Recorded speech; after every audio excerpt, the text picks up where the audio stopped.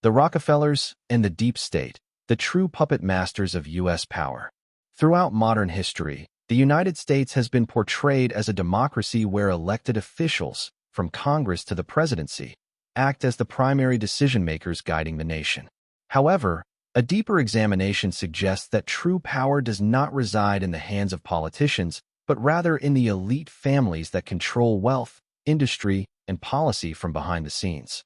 Among these families, the Rockefellers stand out as the architects of an invisible empire, shaping U.S. and global politics through their influence over the deep state, an unelected, shadowy network of power that dictates policy regardless of who occupies the White House. The Rockefeller dynasty, an empire built on oil and finance. The Rockefeller family rose to prominence through John D. Rockefeller's Standard Oil empire in the late 19th and early 20th centuries. While antitrust laws eventually led to the company's breakup, the family's influence only grew stronger as their wealth was channeled into banking, philanthropy, and international policy.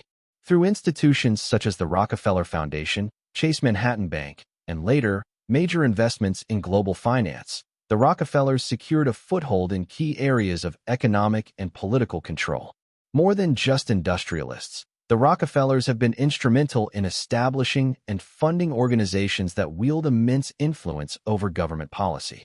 The Council on Foreign Relations, CFR, the Trilateral Commission, and the Bilderberg Group all have deep Rockefeller connections.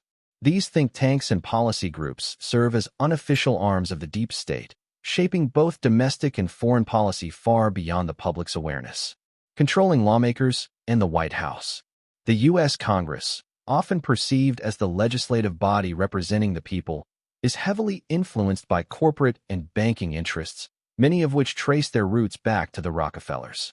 Through campaign contributions, lobbying, and strategic placement of key figures in advisory roles, the Rockefeller dynasty ensures that lawmakers support policies that serve elite interests.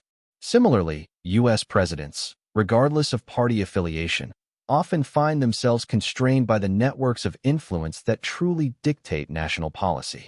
Presidential candidates require enormous funding to campaign successfully, and much of that funding comes from Wall Street and corporate donors tied to the Rockefeller sphere.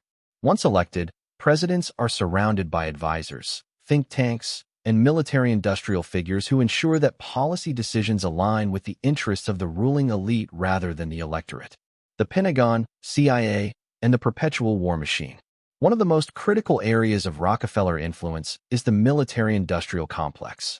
The Pentagon operates as an extension of elite economic interests, using global conflicts to maintain U.S. dominance and ensure continued profits for defense contractors and oil conglomerates.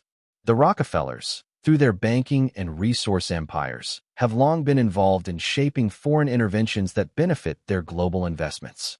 The CIA, originally formed under the influence of Wall Street elites, including Rockefeller affiliates, has played a pivotal role in regime changes, covert operations, and propaganda efforts that align with elite interests.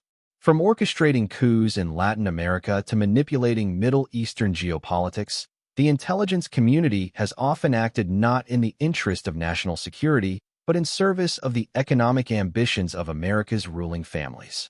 Presidents as pawns in a larger game. Despite the perception that U.S. presidents are the most powerful individuals in the world, they often function as figureheads, constrained by the interests that place them in office.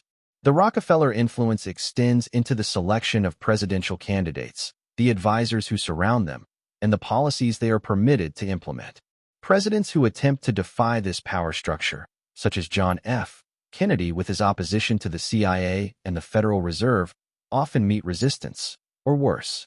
Each administration, whether Republican or Democrat, continues a predictable trajectory that benefits elite interests. Wars, financial bailouts, and policies that favor multinational corporations over the working class persist, regardless of campaign promises. This cycle reveals the reality that elected leaders serve not the people, but the entrenched power structure that ensures their rise to office. Conclusion: an illusion of democracy. The idea that the United States is governed by the people through their elected representatives is a carefully maintained illusion. The true decision-makers are the financial and industrial elites who operate behind the scenes, shaping policy through networks of influence that extend into every branch of government. The Rockefellers, as one of the most powerful of these elite families, have played a central role in constructing and maintaining this system of control. Through their grip on finance, policy think tanks, the military-industrial complex, and intelligence agencies, they ensure that U.S. leadership remains subservient to their interests. Until this shadow empire is dismantled, presidents will remain pawns, and democracy will remain a facade.